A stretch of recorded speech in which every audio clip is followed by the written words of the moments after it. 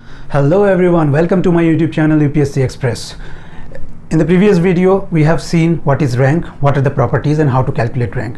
उसके साथ साथ हमने ये भी देखा था कि echelon form की मदद से हम लोग किस तरह से rank को निकालते हैं. In this video we will see the physical significance of rank. Rank हमें इस्तेमाल क्यों करना है, rank हमको calculate ही क्यों करना है, ओके और किस तरह से ये rank हमें help करता है. आप लोग देख सकते हो कि मैंने यहाँ पे कुछ equations ले रखे हैं और क्यों ले रखे हैं अभी आपको समझ में आएगा. Okay so let's enjoy this equations one after another. पहला सेट्स ऑफ इक्वेशंस आप देखिए यहाँ पे x plus y is equals to 3, 3x plus y is equals to 8. This equation is representing this straight line. ये सब के सब straight line के इक्वेशन है. कैसे स्ट्रेट लाइन का इक्वेशन क्या होता है, y is equals to mx plus c. m जो होता है वो लाइन का स्लोप बताता है. अगर पॉजिटिव हुआ तो ऐसे जाएगा, अगर नेगेटिव हुआ तो ऐसे जाएगा. ये देखिए आप यहाँ पे y को रखिए -x को इधर भेज दिया +3, तो यहाँ पे स्लोप क्या आया -1 आया, यानी कि स्लोप इस तरह से जाएगा. ठीक है, यहाँ पे भी आप ऐसे करके देखिए, y को रखिए यहाँ पे -x चला गया और यहाँ -3x, सॉरी इस इक्वेशन को कर रहा हूँ -3x + 8, तो यहाँ पे स्लोप ज़्यादा है, ज़्यादा नेगेटिव है -3, तो इसका -3 स्लोप ज़्यादा नेगेटिव आएगा. तो इस तरह से स्ट्रेट लाइन इक्वेशंस को ऐसे रिप्रेजेंट किए जाते हैं. हालांकि पता तो होता ही है, आप लोगों को भी पता है, फिर मैं डिस्कस कर लिया एक बार थोड़ा सा. ठीक है, तो these are all straight line equations. तो ये वाला लाइन इस स्ट्रेट लाइन को रिप्रेजेंट करता है, ये वाला इसको रिप्रेजेंट करता है. आप क्लियरली देख सकते हो कि ये दोनों स्ट्रेट लाइन एक पॉइंट पे मीट कर रहा है कि नहीं कर रहा है. ठीक है, तो इस पॉइंट को हम कहते हैं यूनिक सॉल्यूशन. Unique solution. आप इन लाइंस को आप इनफाइनाइट तक स्ट्रेच कर दीजिए, क्या ये कहीं और जाके मिलने वाला है? नहीं. तो हम बोलेंगे कि इन दो इक्वेशंस का सिर्फ एक ही इक्वेशन एग्जिस्ट करता है. ओके, अभी हम लोग डिस्कस करेंगे दूसरा वाला इक्वेशंस. ठीक है, आप देखिए x प्लस वाई, पहला वाला इक्वेशन को मैंने चेंज नहीं किया ताकि मुझे ड्रॉ करने के लिए सोचना ना पड़े. ये वाला इक्वेशन वही है. This line is representing this equation and this line is representing this equation. पता है क्यों? क्योंकि यहाँ पे देखिए, यहाँ पे स्लोप क्या था, यहाँ पे स्लोप -3 आता है, यहाँ पे y is equals to -x plus 3 आता है और यहाँ पे y is equals to -3x plus 8 आता है. यहाँ पे स्लोप बदल रहा है, इसीलिए दो अलग अलग लाइन है, लेकिन यहाँ पे स्लोप आपका हमेशा सेम ही आएगा. यहाँ पे भी y equals to -x plus 3 आएगा और यहाँ पे भी y is equals to -x plus 5/2 आएगा. ठीक है, इसको इधर लेके जाना है, फिर 2 से डिवाइड करना है, तो -x प्लस 5/2, यानी कि स्लोप सेम है ना. यहाँ पे स्लोप अलग आ रहा है, +1, यहाँ पे स्लोप -1 एंड -3 आया था, लेकिन यहाँ पे स्लोप -1 एंड -1 है. जब स्लोप सेम होता है तो दो ऑप्शन है, या तो आपका लाइन कॉन्करेंट है, यानी कि एक ही लाइन के ऊपर दूसरा लाइन गुजर रहा है, और अदरवाइज आपका दोनों लाइन पैरेलल होगा. ठीक है, और पैरेलल होगा कि नहीं होगा ये किस बात पे डिपेंड करता है. ये देखिए y is equals to mx plus c, ये जो कांस्टेंट वाला टर्म है यही हमको देता है कि ये कहाँ पे इंटरसेक्ट करेगा y एक्सिस को. तो ये वाला y एक्सिस को 3 पे इंटरसेक्ट करेगा. ये है c आपका, ये है c आपका, तो ये जो है 5/2 मीन्स 2.5. अरे नीचे चला जाएगा ये, तो y इज इक्वल्स टू, हाँ ये नीचे चला जाएगा, ये वाला लाइन नीचे आना चाहिए. तो चलो ठीक है, अल्टीमेटली पैरेलल ही होगा. फाइन, 5/2 2.5, यस, ये वाला लाइन नीचे आएगा, रेड वाला लाइन जो है. और अभी तीसरा वाला इक्वेशन को देखते हैं. तीसरा वाला इक्वेशन क्या कह रहा है, x plus y is equals to 3 जो कि ये लाइन है, 2x plus 2y is equals to 6 जो कि ये वाला लाइन है. एक ही लाइन है, दोनों अलग अलग तरीके से रिप्रेजेंट किया गया है. इस इक्वेशन को आप 2 से मल्टीप्लाई करेंगे तो यही आता है, या फिर इसको 2 से डिवाइड करेंगे यही वाला इक्वेशन आएगा. यानी कि इन दोनों इक्वेशन के केस में आपका स्लोप भी बराबर है और y का इंटरसेक्ट भी बराबर आएगा. So that's why these two are actually representing the same line. So we can say that these two straight lines are passing concurrently. So we can say that these two equations have infinitely many solutions.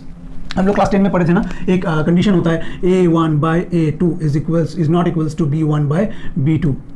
अगर ऐसा condition हमें मिलता है तो हम कहेंगे that the set of equation has unique solution.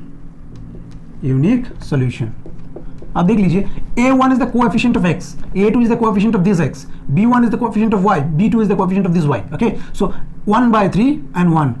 तो a1/a2 is not equals to b1/b2 है ना, 1/3 is not equals to 1. So this set of equation has unique solution. ये है आपका यूनिक सॉल्यूशन. फाइन. दूसरा कंडीशन क्या कहता है, a1/a2 is equals to b1/b2 but not equals to c1/c2. तब जाके this is called inconsistent systems. Inconsistent. क्यों inconsistent? क्योंकि इसका कोई सोल्यूशन नहीं है. क्या ये पैरेलल लाइन कहीं पे भी मीट करेगा? नहीं करेगा.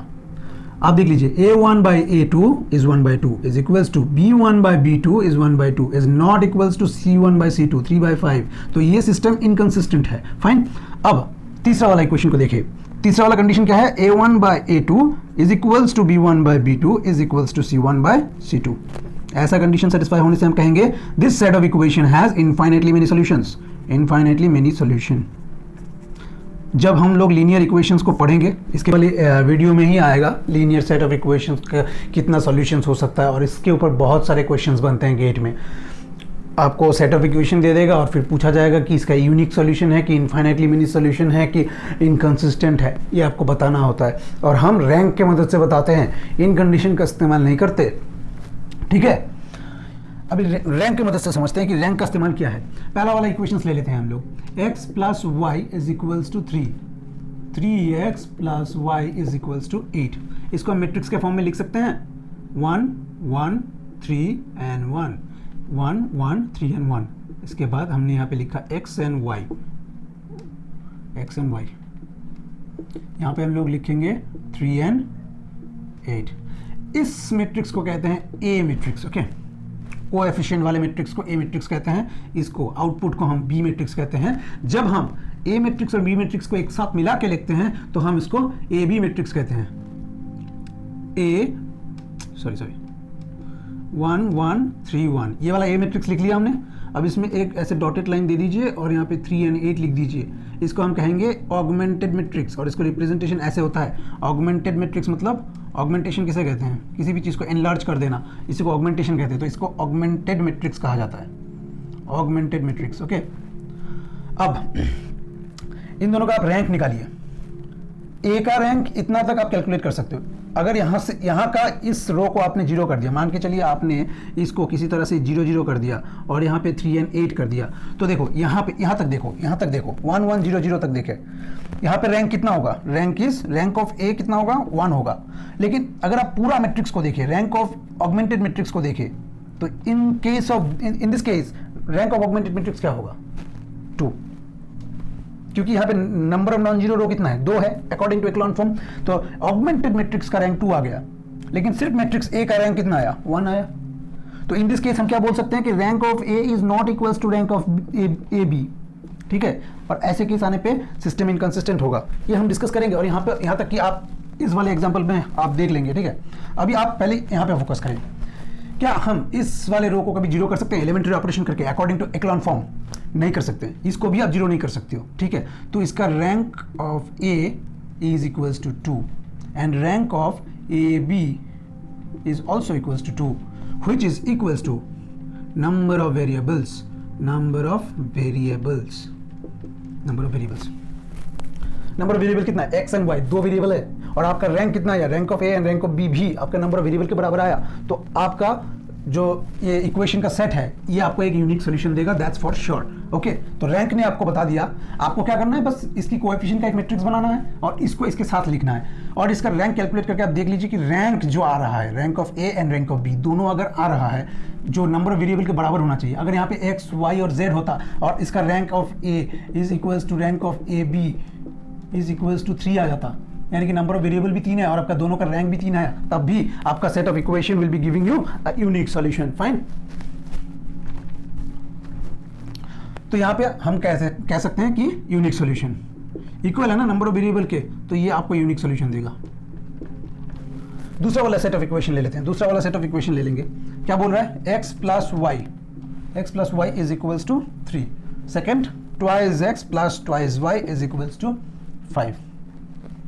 ये दोनों स्ट्रेट लाइन का इक्वेशन है, लेकिन ये दोनों पैरेलल है। क्यों? क्योंकि y का इंटरसेक्ट अलग है, बाकी सब कुछ सेम है। इसको आप ऐसे रिप्रेजेंट करेंगे -x प्लस 3, इसको आप लिखेंगे twice y is equals to -2x plus 5, फिर y is equals to -1x plus 5/2। दोनों का दोनों आप देखो, ये दोनों स्ट्रेट लाइन को रिप्रेजेंट करा रहा है। दोनों का स्लोप क्या है?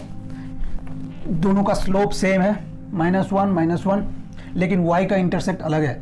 इन दिस केस ये दोनों लाइन पैरेलल होता है, हमने यहाँ पे दिखाया।